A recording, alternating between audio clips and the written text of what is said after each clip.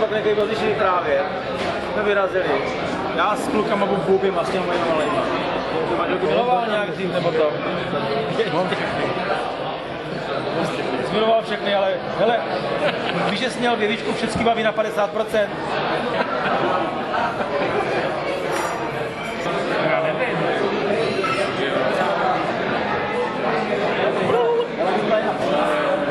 Že pej, když už tady nejste, že nám máš dát číslo kreditky, že bys to Pošleme na remonty. že bys to aspoň zaplánoval.